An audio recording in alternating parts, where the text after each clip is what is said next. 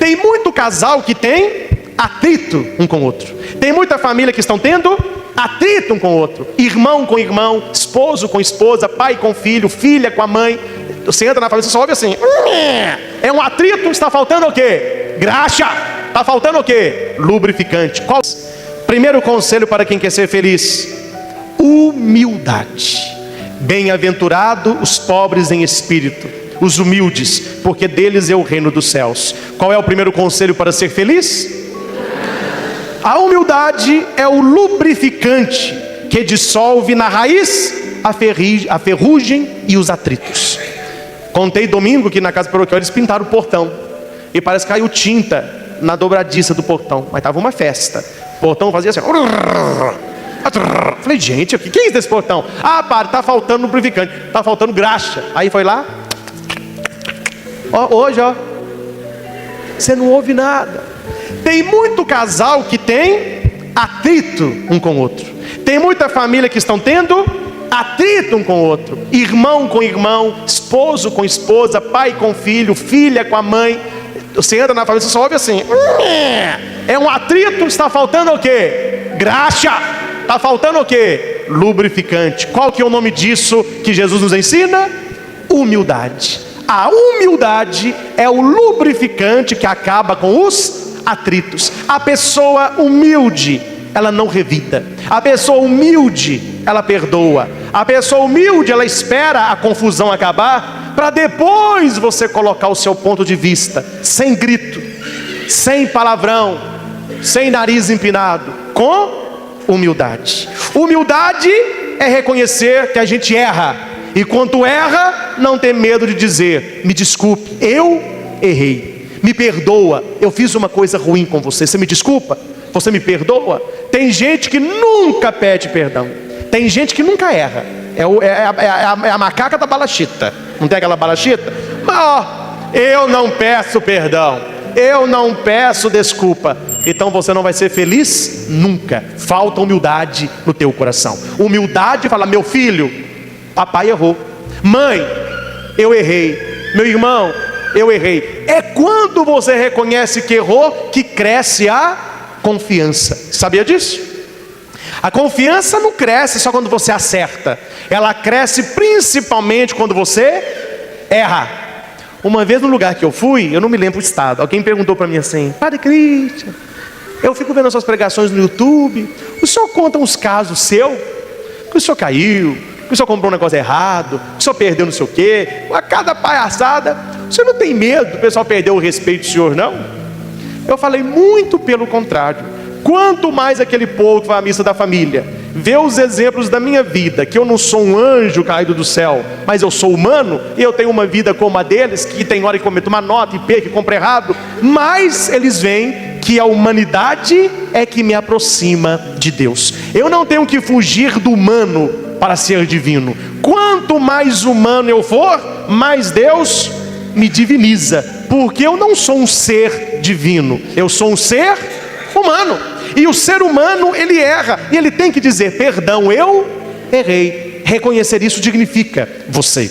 Um matrimônio é salvo pela humildade. Repete.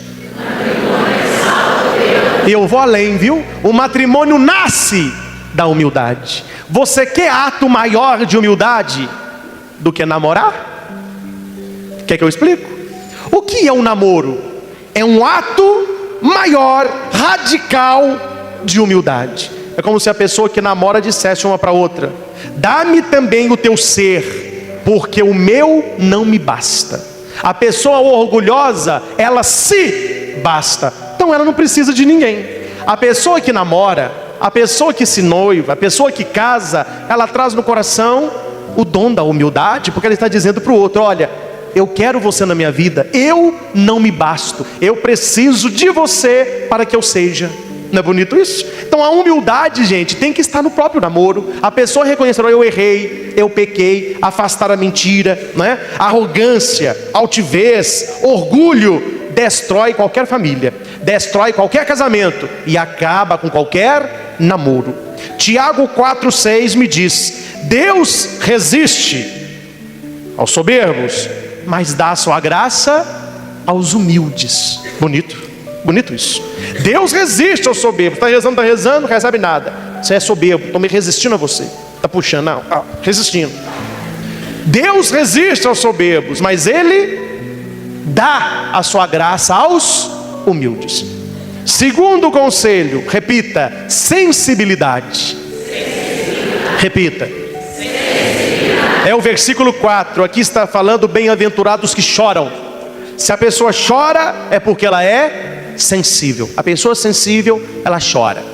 Padre, é por isso que eu não choro, eu não sou sensível. Não estou falando dessa sensibilidade à flor da pele. Estou falando de sentimento. Quem não tem sentimento é pedra. O ser humano é formado de sentimentos. Sensibilidade para se importar com a dor do outro, o medo do outro, a limitação do outro, a fraqueza do outro, a insegurança do outro. Não há nada melhor do que você ter uma família sensível a você. Você está triste? A família se une ao seu redor. Você está feliz? A família se une para celebrar. Até um dia que no meu escritório, não me lembro se foi ano passado ou retrasado, um jovem que a lágrima até pingava no queixo. Sabe qual foi o motivo? Passou no vestibular. E ele ligou para casa: passou em Belo Horizonte, na UFMG. Chegou em casa no fim da tarde. Ele achou, como todas as casas fazem, que teria festa para ele. A hora que ele chegou em casa, o pai jogando bola, a irmã namorando o cara lá no fundo do quintal, e a mãe sentada vendo televisão. Nem cumprimentou. Ele olhou e falou assim: também não preciso disso. Gente, quem não precisa de carinho de família? Quem não precisa de reconhecimento pelas conquistas da vida? Passou uma semana, baixou nele uma depressão, que foi baixar aí na minha sala. Padre, olha para você ver. Aí eu tive que fazer com ele, eu tive que mudar a visão dele. Falei: olha, se aqueles que deviam não fizeram, que faça você pela tua vida. Aí eu tentei mudar a situação, mas que é uma situação constrangedora, a família não estava sensível à conquista dele. A mulher passando mal, trabalhou, suada, cansada. O marido chega, ele não é sensível a ela. Ele ainda diz: meu bem, eu sei que você está cansada, mas faz para o seu chuchuzinho um bife de fígado acebolado, aquele que você roda na panela.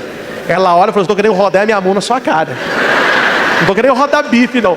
Quer dizer, você está me entendendo? São coisas pequenas que você nota. O outro não me sente. Sabe onde eu já tive a experiência de não ser visto? Estranho, no metrô. Ninguém te conhece, está numa multidão. Aí o metrô está chegando, o povo vai chegando junto, e a linha amarela aqui. A hora que o metrô chega, você não precisa andar, você solta o corpo. A hora que é para você descer, solta o corpo. E ninguém te sente. Ou melhor, sentir até que sente demais, né? Mas ninguém te vê, ninguém sabe o seu nome, ninguém conversa com você. Cada um ali está no seu mundo. Isso é que nós chamamos de insensibilidade social. Quer dizer, na sociedade você se torna insensível ao outro. Cuidado para você não se tornar insensível dentro da sua casa, dentro do seu casamento. Você está dormindo com ele, dormindo com ela, esbarra com pessoas na sua casa. Não importa a vida do outro, importa é a minha vida. Sensibilidade para se colocar no lugar do outro. Você já pensou nisso?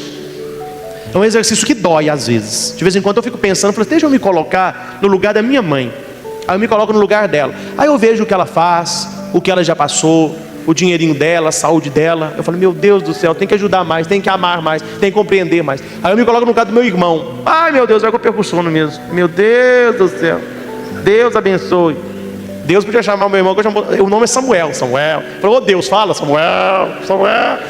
Quando você se coloca no lugar do outro, você chega a uma conclusão que eu já cheguei: a vida do outro não é muito fácil não. Não é fácil ser o outro. Então, ao invés de você ficar implicando com os membros da sua família, para uma hora e se coloque no lugar do seu pai, no lugar da sua mãe, no lugar do seu irmão, no lugar da sua esposa, e tenta pensar se você fosse ele, se você fosse ela, com o corpo dele, com o corpo dela, com os costumes, as carências, as tristezas. Tem que ter sensibilidade, tem que sentir o outro, Terceiro conselho que Jesus nos dá para que nós sejamos felizes é a mansidão. Qual é o terceiro? Bem-aventurados mansos, porque eles receberão a terra por herança. O que é uma pessoa mansa? É uma pessoa branda, é uma pessoa calma. O que é um boi manso? Concorda comigo? É um ex-boi bravo. Concorda ou não?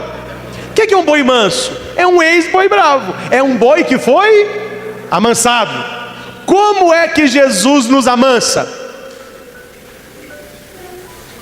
Dizendo não quando você quer sim, mas está merecendo um talvez. Aí Deus vai nos amansando. E você vê que você começa a amassar barro. Está andando e não sai do lugar. Quando você se torna uma pessoa mais calma, mais mansa e trata os outros com mais mansidão, você vê que a sua vida, ela flui. Quando você é muito altivo, a Bíblia diz: cuidado com quem está de pé, para que não venha cair. E quanto mais alto você está, mansidão na hora de falar. Isso é o principal. Lá dentro da sua casa, tenha uma língua mansa. Tem gente que tem uma língua ferina, uma língua chicote. Ela fala para ferir o outro, e fala cada coisa que eu vou te contar, viu? Não vou nem falar aqui o que o pessoal anda falando dentro de casa. Na rua, não. Na rua tem que ser politicamente correto. Mas em casa é cada palavrão. Pouca coisa a pessoa xinga, a pessoa grita. Aprenda a ter uma língua mansa, a conversar com outro manso. Minha mãe tem uma tática. Agora eu já descobri a tática, né? Quando ela ia nos chamar a atenção, ela primeiro falava 3 coisas boas, depois ela falava a coisa ruim, e depois da ruim, a graça funcionava. Graça era o nome do chinelo da minha mãe, chamava graça. Agora, meu, eu vou te dar a graça. Ai, mãe, não quer não? A Bíblia fala: eu estou aberto à graça. Um dia eu cheguei da escola, minha mãe: senta aqui. Falei: e ela estava calçada com a graça. Falei: hoje. Pois não, mamãe. Você sabe que eu te amo demais, não sabe? Você sabe que as pessoas lá da sua escola gostam de você, não sabe? Você sabe que lá na sua sala o pessoal gosta, que você é uma pessoa muito extrovertida, muito contador de caso, né? Que seus colegas gostam de você. Pois é. Mas, vem. Sua professora me ligou que você estava pegando a caneta Bic, tirou a tampinha de trás, tirou o tubinho da caneta, fez bolinha de papel e estava, ó. Adriano Zuleika, eles me deram um papel aqui no meu olho. Quem foi que jogou? Oi? Quem? Papel? Até que me pegaram. Ela falou: tinha que ser o Cristo. Ele ligou para minha mãe. Minha mãe: pois é, eu estou te falando última coisa. Se você quiser continuar soprando, nunca mais você vai soprar isso dentro da sua sala. Estamos entendidos? Estamos, mãe. Tá bom. Acabou? Acabou. Vou pegar só a graça aqui para você não esquecer. Tá. Mas a minha mãe tinha uma maneira mansa. Não era muito manso, não. Mas ela ia contornando. Mas de vez em quando, coitada, ela perdeu a paciência, bateu em mim, no meu irmão. Mas na maioria das vezes ela conversava. Hoje você fez isso, não repita. Se repetir, eu não vou conversar, eu já vou bater. Tá bom. Muitas vezes a gente mudava, ela mostrava o que era, o que não era, sempre com mansidão. Pequenos gestos com grande significado. Gente, abre o coração e abre essa orelha de vocês aí. O que mantém a família unida, o que mantém o casamento unido, não é lasanha, é arroz com feijão. Quando eu falo lasanha, são os grandes acontecimentos. Lasanha se come domingo, se come em festa.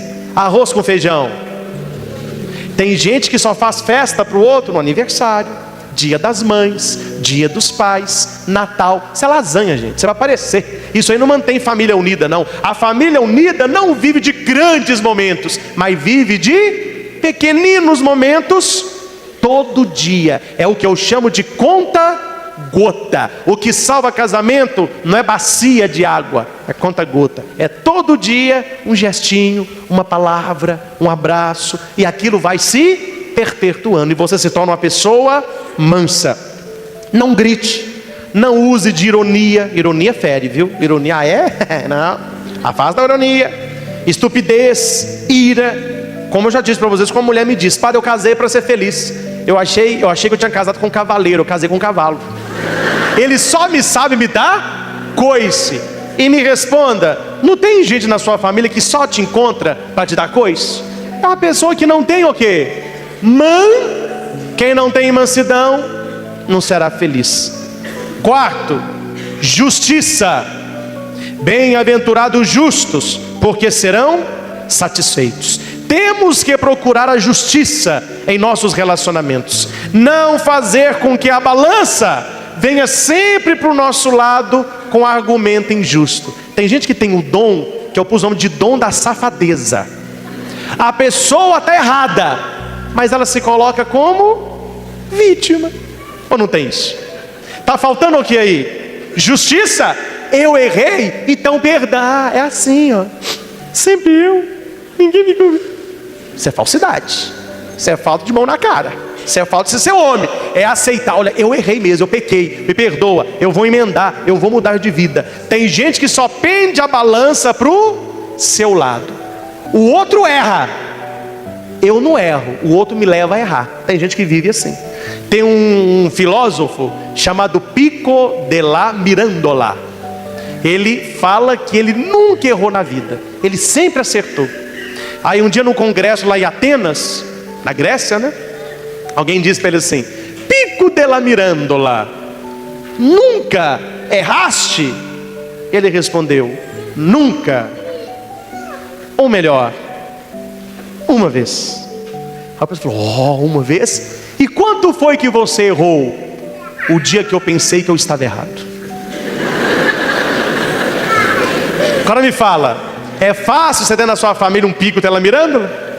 A pessoa que não erra, a pessoa que não, então meu filho, tenha justiça. A Bíblia me diz em 1 Coríntios capítulo 13, versículo 6, que o amor não se alegra com a injustiça, mas se regozija com a verdade. Uma coisa que não pode ter na família, que é pecado grave, e vai terminar mal: o pai e a mãe que puxa para um dos filhos em detrimento aos demais. O que um fez é errado, o que outro fez é mão na cabeça, ganha até um brigadeiro.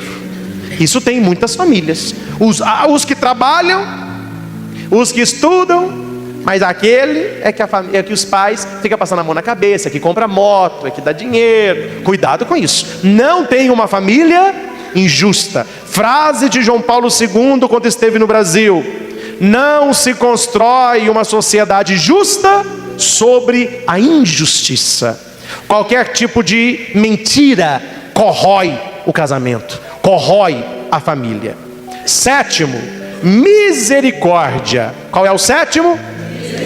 Bem-aventurados os misericordiosos, porque terão misericórdia. Misericordioso é a pessoa que sabe perdoar. A pessoa humilde é a que pede perdão. A pessoa misericordiosa é que perdoa. Quando você erra, você me perdoa? Eu sou humilde. Quando alguém me pergunta: você me perdoa? E eu digo: perdoa, eu sou o quê? Misericordioso. Isso aqui nós precisamos aprender. A minha atitude de ir até o outro, como que se chama? Humildade. E a minha atitude de perdoar o outro que vem até a mim? Tem que ter as duas. Para você ser feliz, tem hora que você vai, tem hora que o outro vem. Aprenda a perdoar se você quer ser feliz. Pessoa que não perdoa, não come direito, não dorme direito, não ama direito, não trabalha direito. Aquilo fica ruminando na cabeça dela: eu tenho que vingar. Por que foi comigo? Eu não aceito isso, não aceito, eu quero vingar. Quem não perdoa tem doença psicossomática. E a ciência já provou que muitos casos de câncer é doença psicossomática. Pessoa rancorosa, pessoa negativa, pessoa que só vê o lado ruim das coisas. O seu final vai ser trágico, porque é preciso que você tenha um coração misericordioso. Não seja apenas uma pessoa utilitarista, mas tenha misericórdia, porque Deus nos pede. E pense uma coisa: seja misericordioso com o outro, porque o dia que você errar, o outro será misericordioso comigo. Você conhece aquela parábola do rei que foi acertar as contas com os empregados? Um devia muito. Vou mandar te prender, vou vender tua mulher, teus meninos. Tem misericórdia, eu não tenho dinheiro. Está sofrendo? Eu te perdoo. Obrigado. Saiu do castelo, vi um outro que devia só um pouquinho, pegou no pescoço, safado, me paga. O outro, tem misericórdia. Não, enquanto eu não me pagar, eu vou ficar te enfocando. Um soldado veio e falou: ó rei, o senhor perdoa aquele homem uma grande fortuna. Ele está lá enfocando o outro coitado que deve para ele um pouquinho só. O rei mandou trazer e disse para ele: você não deveria ter misericórdia com o outro, como eu tive misericórdia de ti? É Deus falando para você. Tenha misericórdia com seu marido, tenha misericórdia com a sua esposa, tenha misericórdia com seus filhos, porque eu sou misericordioso para contigo. Se você quer a misericórdia de Deus, seja misericordioso. Ô padre, mas o outro fez o que não devia. Deixa ele com Deus. Deixa que o tempo encarregue de mostrar quem é certo e quem é errado. Você seja misericordioso. Oitavo, pureza. Bem-aventurados puros de coração, porque verão. Qual que é o contrário de pureza? Malícia. Qual é o contrário de pureza? Que é uma pessoa maliciosa? Ela só pensa naquilo. Tudo que você fala, ela leva para o caminho dos... Você não quer gente assim não. Você não pode falar nada. A pessoa sempre...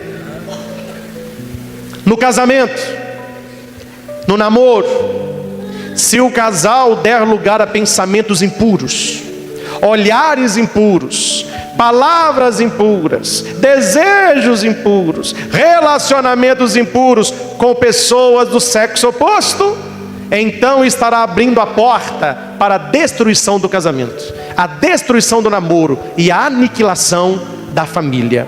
Não transforme a sua família numa casa de prostituição. Repito, não transforme a tua família numa casa de prostituição. Diga todos os dias: eu e minha casa serviremos. Casa que serve a Deus não entra material pornográfico. Casa que teme a Deus não acessa sites de coisas que até o diabo duvida.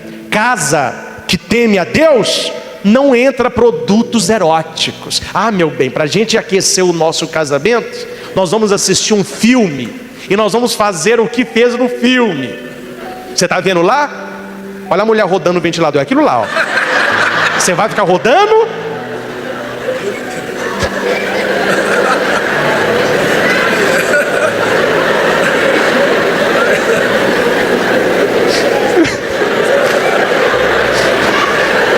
Vai rodando, igual o diabo gosta, vai rodando.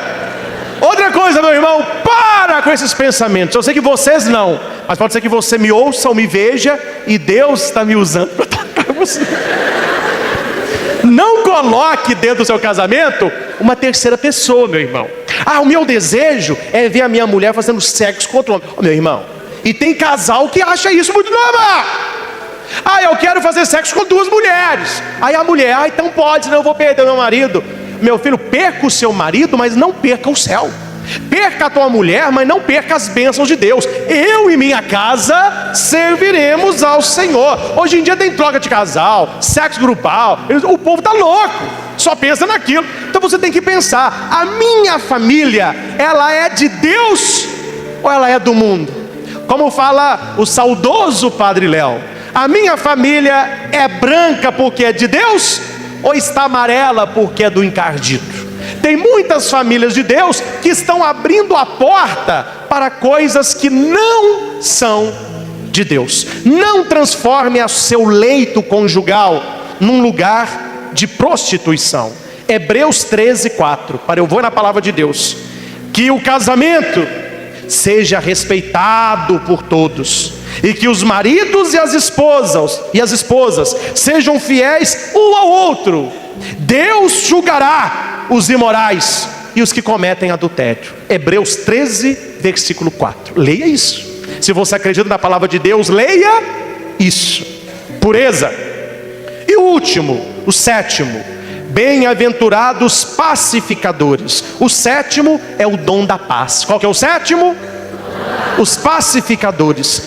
Meu caro, busque dentro da sua casa a paz, custe o que custar. Mantenha a sua família unida. Mantenha a sua família em paz. Segunda agora, ou segunda passada, estava lá em casa. Aí minha mãe estava lá sentada no sofá. Minha mãe está uma crença agora, fazendo hidroginástica. Graças a Deus. Milagre, viu? Milagre. Aí me mostrou a touca dela, o maiô dela. A gente vê no maiô. Meu irmão sentado lá, com o pé na mesinha, mexendo negócio lá do curso dele lá. A minha prima desceu, levou lá uns docinhos. Eu preparando a homilia, porque eu começo na segunda-feira. Eu já, rezando, vendo o que eu ia falar aqui, rezando, pedindo opinião para minha mãe, etc. Aí naquele clima assim, a televisão ligada. Aí do nada minha mãe virou e falou assim: aqui em casa é humilde, mas é bom, né? Aí meu irmão virou e falou assim: tem uma paz.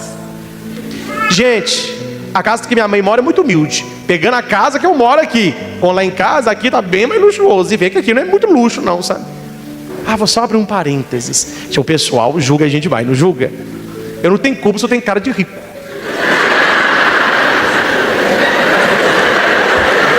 O pessoal fala: o Padre Cristian é rico, a família deve ser rica. O pessoal acha que eu sou rico. Quando eu estava em Cajuru, o pessoal pensava: ele é rico, ele deve ser um filho da nobreza, deve ter sangue azul, mas resolveu ser padre, não é? Aí no dia da minha ordenação, eles foram na minha ordenação, teve a ordenação. Aí no dia da primeira missa, aí a primeira vez eles vão na casa do padre buscar o padre novo e levam para a igreja. E a minha casa não é tão longe da matriz, só descer uma rua assim, né? A rua que a gente desce para a igreja é a rua da zona, imagina. Primeira missa, padre, rua da zona, a rua de lá, né? A gente desce aqui, ó. Minha mãe não mora na rua da zona, não, rua da zona.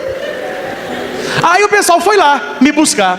Eu lembro como se fosse hoje. Uma mulher, né, até muito elegante, né? Aí chegou lá perto de casa, vamos buscar o Padre Cristo. Aí quando ela parou, não é que lá na minha casa é um barraco, não, é uma casa mais simples. Senão daqui a pouco eles estão fazendo cesta básica para minha mãe. Não é pobre, é simples. Uma coisa, tadinho. Então a minha mãe vem aqui, o pessoal: Ana Maria, aqui ó, uma cesta básica. O que foi? Não, o padre falou que isso não é pobre. Uma coisa é pobreza, outra coisa é simplicidade. Lá em casa é simples, não é uma mansão, né? Aí o pessoal chegou, eles acharam que lá em casa tinha aquelas colunas góticas, aquele cisne que cuspindo água. A hora que o pessoal chegou, falou assim: qual que é a casa dele? Eu lembro direitinho, eu estava lá no quarto escondido. Aí alguém falou assim: é aqui. Aí uma senhora de Cajuru olhou e falou assim: mas ele mora aqui?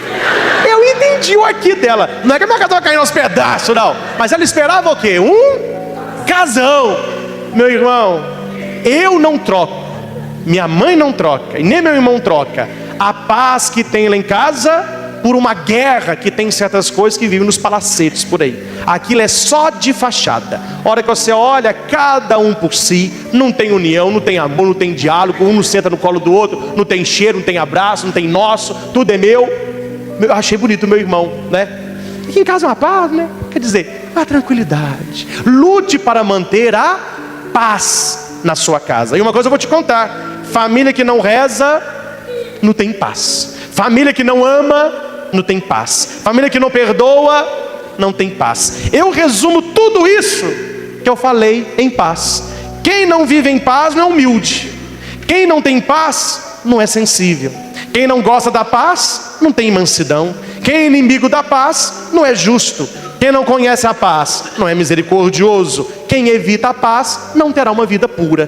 Tudo se resume numa família de paz. Quais são os 7 conselhos para uma família feliz? Quais são as bem-aventuranças da família? Repitam comigo: humildade, sensibilidade, mansidão, justiça, misericórdia, pureza, pacificação. Este é o segredo de uma família feliz. Talvez você tenha um namoro desanimado. Talvez você tenha uma família desanimada. Talvez você tenha um trabalho desanimado. Talvez você esteja desanimado. 3 razões para o desânimo e 3 razões para vencer o desânimo: cansaço, frustração e medo. Paz de Jesus, meu irmão, minha irmã, seja muito bem-vinda Bem-vindo a mais uma sessão aqui de aprendizado nesse canal Cristão Blindado. Se você ainda não é inscrito, já se inscreve e já dê aquele like de confiança. Vamos combinar assim? Se você não gostar dos 3 conselhos, Padre Christian vai nos passar agora, depois você retira o like, beleza? Então já se prepara, já convida o Espírito Santo para vir abrir o seu coração, para te encher de amor, para que você possa entender esta palavra de vida e aplicar no seu dia a dia. O desânimo é algo perigoso. Se não fosse algo perigoso, eu não tinha reservado uma noite para refletir sobre como vencer o desânimo. E eu fui até a Bíblia. O que a Bíblia me ensina? Qual o caminho bíblico para vencer o desânimo? Quem está anotando? O texto é Neemias, capítulo 4, versículo 10 ao 15. 5 versículos só. Neemias, capítulo 4, versículo 10 ao 15. Este texto fala sobre o profeta Neemias. Quando ele chega em Jerusalém, a muralha foi destruída. Então ele quer levantar a muralha. A muralha é sinal de proteção. Jerusalém estava desprotegida e ele começa a levantar então a muralha. Só que quando ele começa a levantar a muralha, pessoas torcem contra. Vai dar conta não. Tem gente que diz: a gente não vai dar conta não, vai faltar tijolo. E as pessoas ficam desanimadas. E Neemias tem uma tática para reanimar, para que nós sejamos pessoas entusiasmadas e não desanimadas. O texto eu leio só para que você tome conhecimento. Então disse Judá: os trabalhadores já não têm mais forças. Os trabalhadores?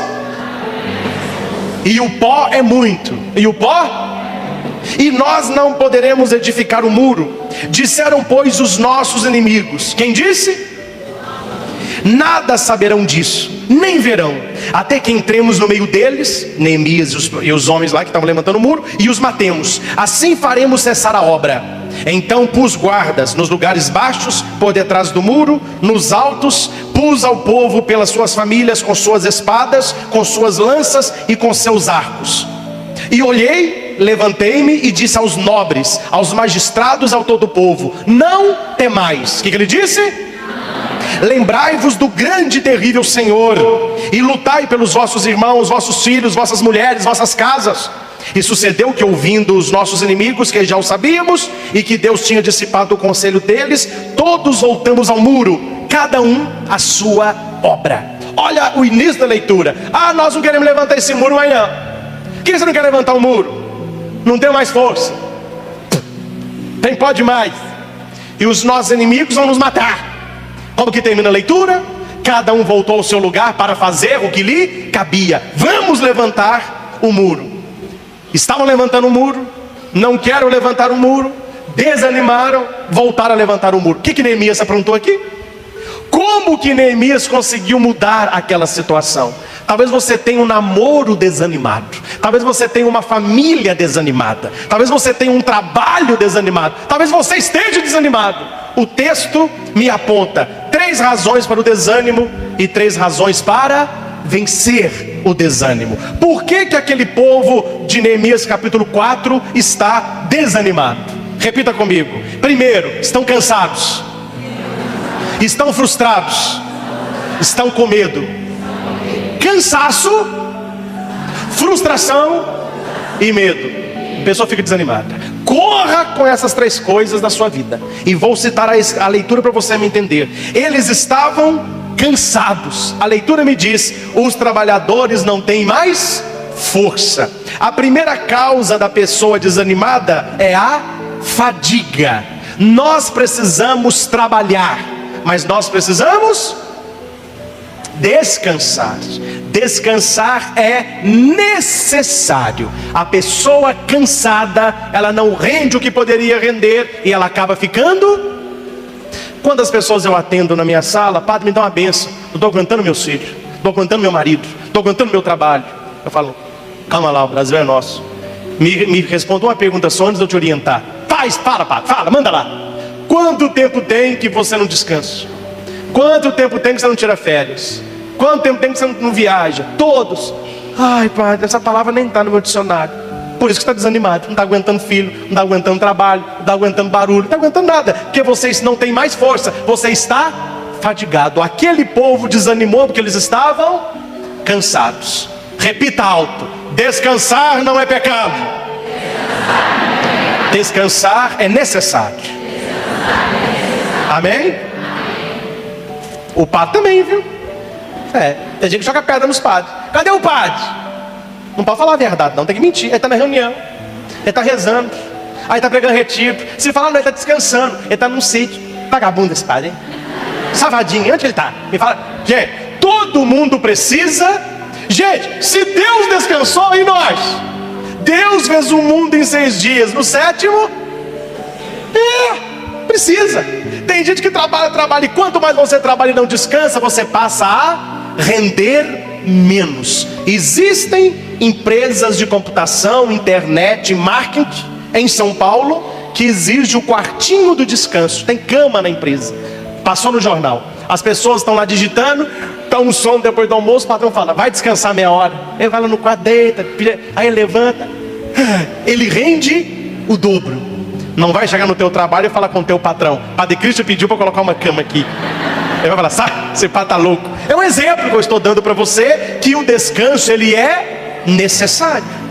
Eu já fiz o tiro de guerra. Existe o famoso plantão, todo mundo foge disso. Nunca ninguém consegue ficar de 6 horas da tarde às 6 horas da manhã, ó.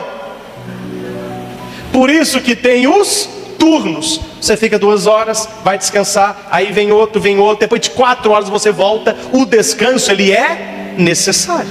Existe o retiro do clero. O que é retiro do clero? O bispo, com todos os seus padres, vai para um lugar retirado para rezar e descansar. Todo retiro que nós vamos, os bispos falam: eu trouxe vocês aqui para 2 coisas: para rezar e para descansar. Todo pregador fala no início do retiro: padres, eu conheço vocês, tem muita gente que trouxe na bolsa trabalho de paróquia, palestra. Larga isso, reserve esses dias para você rezar e descansar. Jesus disse para os discípulos: vinde num lugar à parte para descansar um pouco. Quem não descansa acaba desanimado. Segundo ponto, eles estavam frustrados. Eles estavam ainda muito pó. Muito pó. Tem muito entulho. O que é entulho? Na sua casa não teve reforma, não? Quando tem a reforma na casa, aquilo que fica lá na porta, como chama aquilo? Entulho. O que é entulho? É o que sobrou, é resto. Quando você traz no coração muito entulho, você acaba frustrado. Tem gente que só guarda entulho dos outros. Não, tal pessoa fez isso comigo, não vou perdoar nunca mais. Caiu um entulhinho aí. Tal pessoa é chata, não quero a companhia dela. Caiu mais entulho.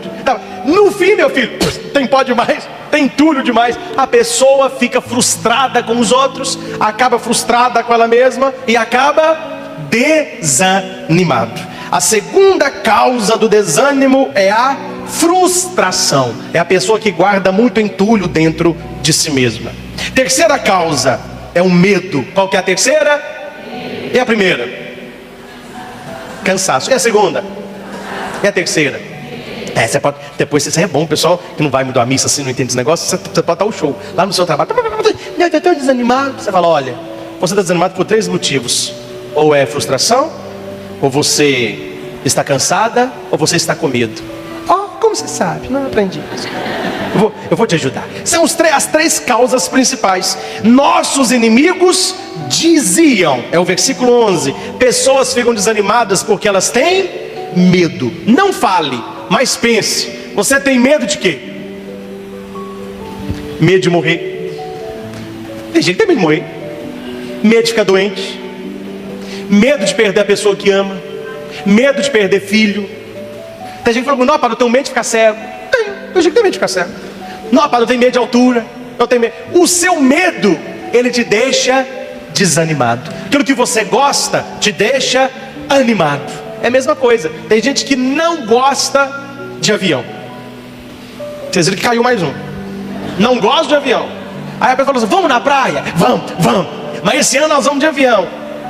Peraí, que data que é mesmo? Vamos, entendeu? Quando a pessoa tem medo, a tendência dela é ficar desmotivada, desanimada, e abandonar isso. Uma frase que eu achei muito legal: não desanime, muitas vezes é a última chave do molho que abre a fechadura. Não é isso? Acontece comigo muito isso. No escuro, você vai... Por que é sempre a última, hein? Me responda, meus irmãos. Por que quando some uma coisa na nossa casa, é o último lugar que a gente procura que a coisa está? Eu nunca entendo isso. Eu quero um livro, é sempre o último. É interessante. Então não desanime, a chave que você procura está ali. Quem põe a primeira desanima, jamais abrirá. Gente, eu conheço pessoas que não conseguem conviver com gente desanimada, porque aqui para nós é dose. Viver com gente desanimada não é mole não. Tudo a pessoa... eu não sei o nome, quem lembrar aí pode me falar. É um desenho animado, é um cachorrinho. O cachorrinho só fica assim: ó céus, ó terra, é um desânimo. Vocês já viram? É um cachorrinho, não é? É, ó céus, ó terra. Cachorrinho.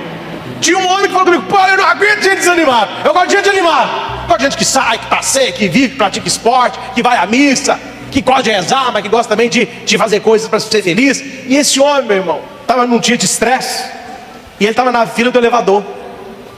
Olha quem estava: uma irmã de caridade, uma mulher bem assim, violão, na frente dele um homem desanimado, e ele, como não sabia ficar quieto, começou a puxar assunto.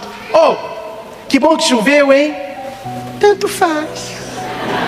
Aí ele: ah, cara, você não sabe quem está mexendo. Você trabalha nesse prédio? Mas eu tô querendo sair, tá ruim. Você pratica esporte? Só que você falou, eu já fiquei cansado. Mas é desanimado assim, tá desanimado?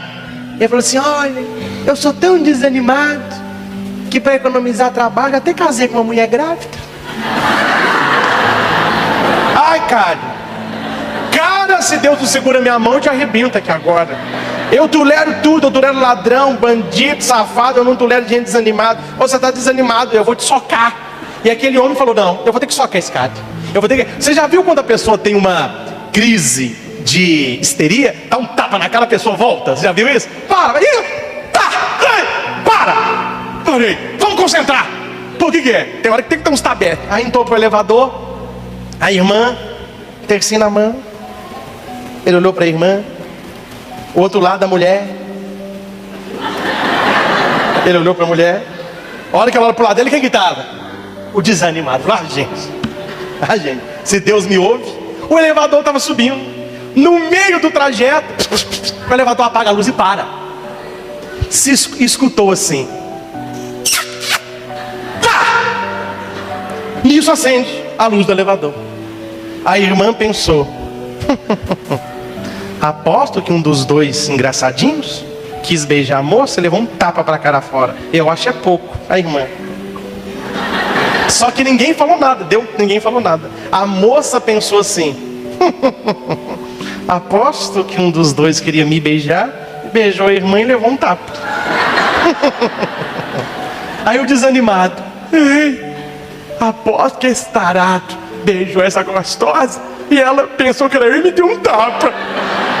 Aí o cara, o desanimado que não sabe que eu beijei a minha mão e soquei a cara dele. Gente, o cara não tolera desanimado. Ele mesmo fez assim, ó. Tá, pronto, ficou ela esperando. Gente, não seja uma pessoa desanimada para que alguém não precise acordar você. Eu pesquisei, encontrei aqui, eles me mandaram. No Facebook eu coloquei qual seria o tema da missa. Eu sempre tenho colocado muitas mensagens lá de evangelização. Alguém me mandou: padre, uma boa para o senhor: os 10 mandamentos do desanimado e preguiçoso. Você conhece? Eu vou ler para você. Esse aqui está merecendo. Tá. Os 10 mandamentos do desanimado e preguiçoso. Primeiro mandamento: viva para descansar. Segundo: ame a sua cama, ela é seu templo. Essa aí está parecendo com os aí. Terceiro: se vir alguém descansando, ajude-o. Quarto: descanse de dia para dormir melhor à noite. É dose, gente. Quinto: o trabalho é sagrado, por isso não toque nele. Nunca faça amanhã o que você pode fazer depois de amanhã. Trabalhe o menos possível. O que tiver que ser feito, deixe que outra pessoa faça. Calma, ninguém morreu por descansar. Nono, quando sentir desejo de trabalhar, sente e espere, desejo passa. Décimo, o melhor de todos, não se esqueça, trabalho é saúde, que trabalhem os doentes, gente. Claro que é uma brincadeira isso aqui, mas tem gente que vive assim. A pessoa, ela está, um desânimo, uma preguiça, ele não tem ânimo para nada. Eu já fui numa casa, eu estava na casa, a mãe virou e falou assim: vai buscar pão quente, senão a gente vai comer só bolacha com sal. O menino perguntou para a mãe assim: onde que está a bolacha? Se depender de ir na esquina, eu estou cansado, eu estou desanimado. Isso são exemplos pequenos, mas que mostram que tem gente que vive. O que Neemias fez para mudar a situação? Ah, Neemias, não levanta esse muro não, porque nós estamos cansados, nós estamos frustrados, nós estamos com medo, estamos cansados de levantar tijolo, estamos frustrados porque tem pó demais, entulho demais, e os nossos inimigos estão vindo nos matar. Neemias falou assim: não, mas que povo desanimado. Ele vai e muda a situação. Ele tem 3 ações concretas. O que ele tem? Então diga para o seu lado, diga para quem está do seu lado, você vai vencer o desânimo com ações concretas. Ai, estou desanimado, eu queria tanto estar animado. O que muda o desânimo não é o que você fala, é o que você faz. Toda pessoa desanimada fala e não faz. Se você quer ser uma pessoa de ação, uma pessoa que sonha, uma pessoa que faz, uma pessoa que conquista, 3 princípios para você. Primeiro princípio, repita: princípio da reorganização. É o versículo 13. Posicionei alguns do povo atrás dos pontos mais baixos do muro, nos lugares abertos, divididos por famílias, armados de espadas, lanças e arcos. O que Neemias está dizendo? Gente, vamos organizar aqui. Isso aqui está uma bagunça. Vamos estabelecer um novo sistema. Um grupo para um lado, um grupo para o outro. Você faz isso, você faz aquilo. Se cada um fizer o que precisa, o problema vai ser solucionado. Nós estamos desorganizados. É preciso nos reorganizar. É o primeiro princípio para você sair do desânimo. Reorganize a sua vida. Eu não conheço você, mas você sabe da sua verdade. Tem muita gente que tem uma vida desorganizada. Desorganizada em todos os aspectos. Desorganizada na sua vida familiar, uma desorganização. O seu quarto é uma desorganização. O seu guarda-roupa, o seu armário. Eu sempre aprendi uma coisa no meu tempo de estudo com a professora de etiqueta, chamava Madame Maria Mercedes, era irmã de Dom José. Ela sempre falava: a organização externa reflete a organização interna. Quem é organizado para fora é organizado para dentro. Quem é desorganizado para fora é desorganizado. Tem gente que não tem horário para nada. Tem gente que não tem horário para comer, não tem horário. Reorganize a sua vida profissional. Reorganize a sua vida de lazer. Reorganize a sua vida financeira. Tem gente totalmente desorganizada na vida financeira. Está devendo, não está sabendo como que vai pagar, mas não para de comprar. Não pode ver uma sandalinha, nem quer. Não pode ver uma coisa, filho. Falta na sua vida reorganização. O que falta? Reorganize a sua vida. E eu não estou falando para todo mundo que você está fazendo coisa errada. Tem muita gente fazendo a coisa errada. Tem muita gente fazendo a coisa certa do jeito Talvez você está fazendo a coisa certa. Você está ajudando aqui, você está ajudando na sua casa, trabalha. Você está fazendo a coisa certa, mas talvez o modo que você está fazendo está. Então você não tem que mudar a coisa, você tem que mudar a maneira. Talvez não é o casamento que está ruim, é a maneira que você se coloca que está ruim. Talvez não é a sua família que está ruim, é a maneira como você lida com as coisas que não é a maneira correta. Ficamos desanimados quando fazemos a coisa certa da maneira errada e não chegamos às conclusões. Livre-se dos entulhos. Tira do seu coração tudo aquilo que é pó demais, poeira, entulho. Segundo princípio, reconsagrar-se a Deus. Qual é o segundo? Nós já somos consagrados a Deus pelo batismo. Para você sair do desânimo, você tem que se reconsagrar, oferecer de novo a Deus. É o versículo 14. Não tenham medo deles, lembrem-se que o Senhor é grande e terrível.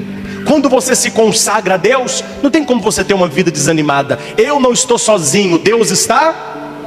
Tudo concorre para o bem daqueles que amam a Deus. Tudo concorre para o bem. Pode ser melhor. Tudo concorre para o bem. O que é tudo? É tudo. Tudo é tudo, gente. Você foi repreendido, você ama a Deus, concorre para o seu bem. Você foi injustiçado, você ama a Deus, concorre para o seu bem. Você perdeu o trabalho, você ama a Deus, concorre para o seu bem. A Bíblia me diz, tudo concorre para o bem daqueles que amam a Deus. Então ame a Deus e deixe tudo concorrer para o seu bem. Se reconsagre a Deus. Você não pode esquecer 3 coisas a respeito de Deus. Guarde isso no seu coração. Quando a gente fica triste, quando o desânimo vem, quando o problema vem, nós temos que lembrar de 3 coisas. Repita comigo. Primeiro, eu não posso me esquecer da bondade de Deus. Eu não posso me esquecer da presença de Deus. Eu não posso me esquecer do poder de Deus.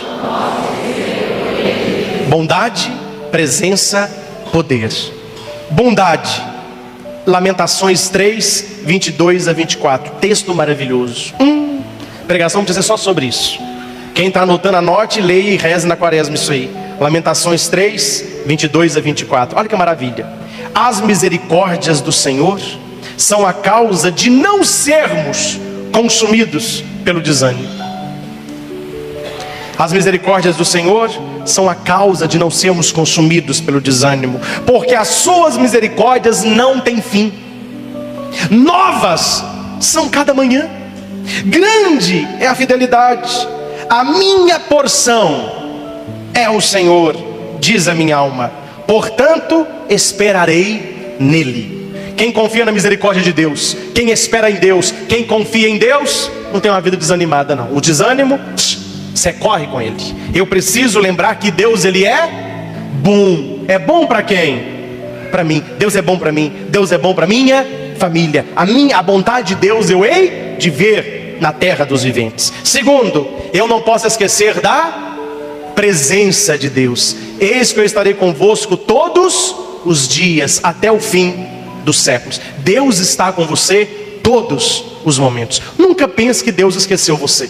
Nunca pense que Deus abandonou você. Nunca pense que Deus deixou você sofrer. Não, Deus está do seu lado. Nós precisamos sentir a presença de Deus. Não se vê Deus por aqui, se vê Deus por aqui. Menininho, na aula de catequese, a professora perguntou: como que você sabe que tudo vai ficar bem? O menino está com um problema muito sério na família, uma doença grave. Como que você sabe que tudo vai acabar bem? Eu não sei não, professor. Então por que você continua rezando? Eu não sei não. Eu sinto. Saber é aqui, sentir é aqui. A minha cabeça fala que não tem jeito, mas o meu coração fala: não desiste, Deus está com você. São lições de criança simples que nós vemos como que a nossa fé vai minguando quando nós vamos crescendo. Há um ditado que diz que quando o ser humano nasce, ele nasce com 2 asas enormes. À medida que a perna cresce, a asa diminui. Então, nós nascemos inocentes, nascemos com mais fé, nascemos confiando em Deus, e à medida que nós vamos crescendo, parece que isso vai ficando. Não. Nunca esqueça da presença de Deus. Deus está com você 24 horas por dia. Quando você dorme, Ele que vela sobre o seu sono. Terceiro, eu não posso me esquecer do poder de Deus. Se Deus é por nós, não esqueça disso. Esse é o poder de Deus. Primeiro, princípio da reorganização. Segundo, princípio da reconsagração. Eu tenho que organizar a minha vida, eu tenho que me reconsagrar a Deus. Terceiro, princípio da resistência. Qual é o terceiro? Você nota quando você vai ficar gripado ou não? Eu não sei, eu noto. A gente falou assim: aí, padre, eu não noto. Como você não nota, filho? A sua gripe começa da hora pro dia? Não, a gente nota. Você começa, o seu corpo fica querendo cama, você não fica querendo comer nada. Falou: opa, deixa eu já tomar uma vitamina C, deixa eu tomar muita água, deixa eu não vou me entregar não, porque se eu entregar, a gripe chega. conversava com uma senhora que lava roupa. E eu brincava com ela e falei assim: você não lava roupa, né? Só não fica gripada, não? Ela falou assim: ó, padre, gripada ou sem gripe, eu tenho que lavar roupa e tenho que entregar e buscar do mesmo jeito. Gripe não me derruba, não. Mulher já é mais propiciador, né? Estava conversando, ela falou: padre, mulher é propiciador. Desde novinha a gente sofre com depilação, e a menstruação todo mês, e é ganhar menino, e a mulher é mais forte. Eu vejo mulher com gripe, mulher toda lá, tá com febre, mas tá lá trabalhando, tem um lencinho de cá, continua. Ô gente, e homem gripado? Aí ó, as mulheres aí já conhecem. Gente, o que é um homem gripado, gente? Eu vou relatar meu pai gripado. Cheguei em casa, eu era novinho ainda. Minha mãe virou e falou assim: ó, seu pai tá gripado. Quando ela falava assim, eu já sei. Nisso eu falo com meu irmão. E minha mãe falou assim: se vocês rirem aqui, ó. Eu falei: ai meu Deus, o que vai aparecer? Aí aparecia meu pai, meia de jogador de futebol até no joelho, sandália, bermuda de flanela, blusa de pijama, luvas, touca, e assim aqui, ó. Eu falei: gente, até gripado, você não tá aí morrendo, gente. Ana Maria, traz uma sopa, gente, não é assim? A mulher gripada, eu acho que é o vírus do homem, doutor, é diferente. Acho que tem o vírus da gripe masculina e a feminina. Acho que a masculina é mais forte, que não é possível. O homem cai, mas que cai a mulher. Minha mãe fica gripada, eu nem vejo que ela está gripada. A mãe está com febre, está indo para oração, indo pregar. Gente, o que é isso? Não! Essa resistência à doença, nós devemos ter essa resistência ao desânimo. Todo mundo sabe quando você está ficando desanimado, ou não sabe? Você não quer mais sair, você gostava tanto de passear, não quer. Você não quer ir na casa dos outros, você gostava tanto de ir. Você não quer reunir para comer uma carne gostosa, tomar um refrigerante, um sanduíche? Não quer, você gostava tanto. Você não quer ir no cinema ver filme? Você gostava tanto. Sua coleção de selo, deu para os outros. Sua blusa autografada do Cruzeiro, do Atlético, deu para os outros. Sua bola, deu para os outros. Essa pessoa, ela está ficando doente. O desânimo vai se instalando até que ele vira depressão. Depressão é o desânimo que não passa, é a tristeza que não passa. No versículo 14, Neemias diz: lutem por seus irmãos, por seus filhos, por suas filhas, por suas mulheres, por suas casas. Não fica desanimado não, gente. Luta, vamos repetir? Não fica desanimado, mas você tem dois caminhos: lutar ou se entregar. Qual que é o seu caminho? Você está falando, você tem que agir. Você está falando, você tem que... Quando terminar a missa da família, você sai daquele portão para fora, você sai do centro de evangelização para fora, você descer a Iguatama, você tem que agir nos 3 princípios para vencer o desânimo. Primeiro princípio: reorganização. Toda pessoa desanimada tem que se reorganizar, por fora e por dentro. Segundo princípio: reconsagração. Voltar ao primeiro amor. Já viu o namoro no início como que é? Já viu o casamento depois de 15 anos como que é? É você pegar esse casamento lá na frente e voltar ao primeiro amor.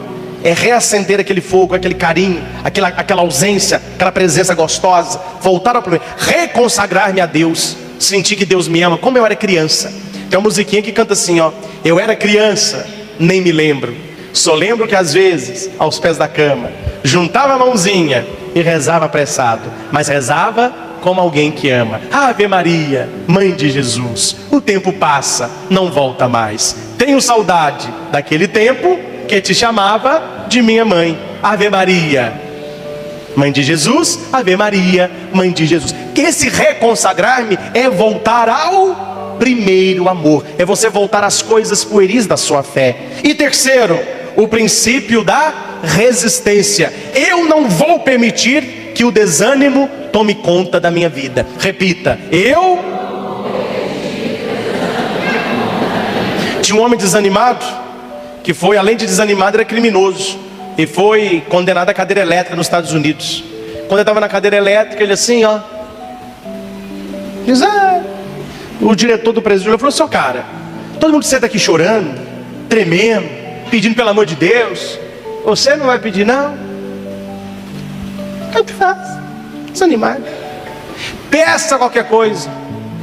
Não quero nada não. Peça, meu filho. Você vai morrer eletrocutado. Eletrocutado. Choque vai passar pelo seu corpo, vai estourar seu olho, queimar seu cabelo, queimar suas veias. Mas você está desanimado, hein? Tá bom. Posso pedir qualquer coisa. Olha, eu faço qualquer coisa para te ver animado. Então tá bom. No momento que eu for eletrocutado, só me dá a mão. Olha, meu filho, é todos menos esse, né? Todos menos esse. Meus irmãos, guarde na sua cabeça Salmo 118, repita. É um salmo enorme, salmo grande. Você vai ler na sua casa o versículo 25 ao 32. Eu vou ler só o primeiro. Ele está dizendo assim: prostrada no pó está a minha alma. É como se o salmista dissesse: a minha alma está desanimada. A minha alma está... Traz uma Bíblia para mim. Nós vamos finalizar rezando esse salmo. Faz um fundo no violão para ficar bem bonito. Não está aqui não, mas eu acho que vale a pena a gente ler esse pedacinho, que é um salmo maravilhoso e que muita gente não conhece. Nós temos que ir na Bíblia para encontrar essas coisas. A minha alma está desanimada. Eu estou cansado. Senhor, reanima a minha vida. Vamos pedir isso? Senhor, porque a minha alma está desanimada. Eu estou cansado e eu quero melhorar. Então vamos fechar os nossos olhos. Salmo 118.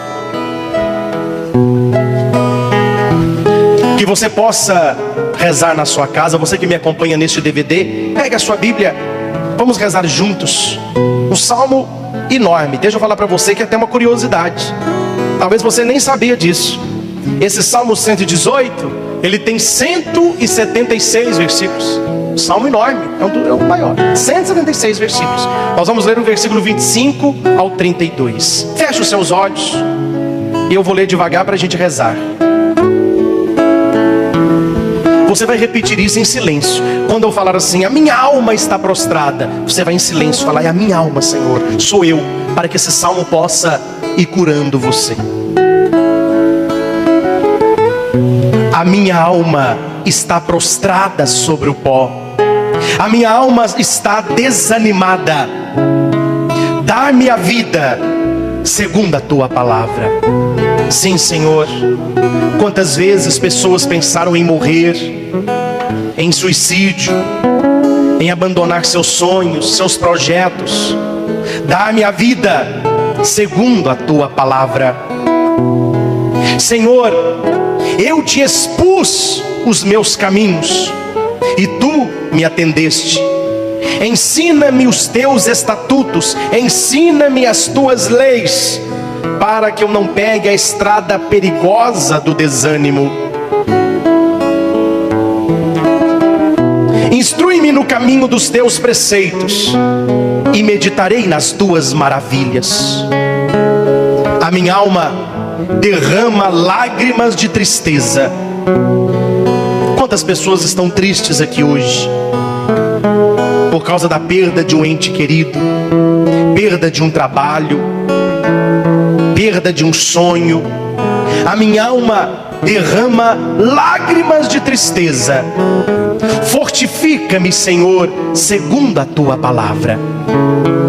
Você que precisa disso, põe a mão no seu coração e fala para Jesus: fortifica-me, Senhor, segundo a tua palavra. Afasta-me do caminho do erro, afasta-me do caminho do mal, afasta-me do caminho do desânimo, do caminho da frustração, do caminho do cansaço. Afasta-me e concede-me o favor da tua lei e do teu amor. Eu escolhi o caminho da verdade. Eu escolho hoje de novo, Senhor, o caminho da verdade. Propus-me os teus decretos. Estou intimamente abraçado com aquilo que tu queres para a minha vida. Senhor, não permitais que eu seja enganado. Não permitais que eu seja confundido. Não permitais que eu seja ludibriado.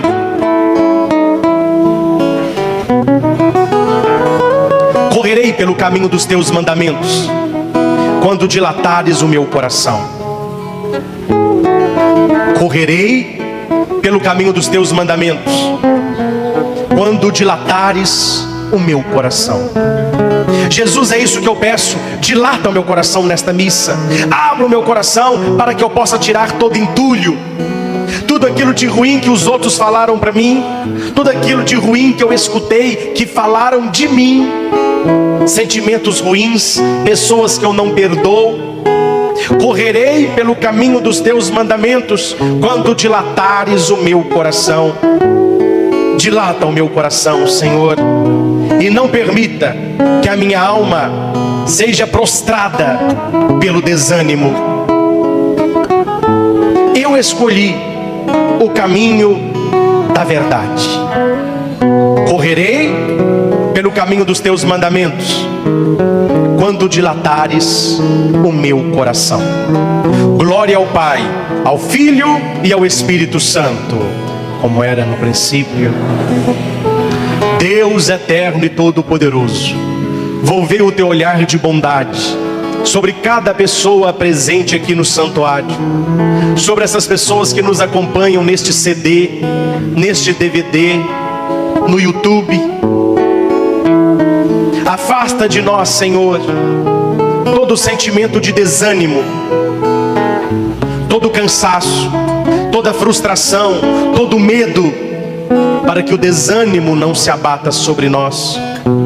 Dai-nos a graça, Senhor, de reorganizarmos a nossa vida.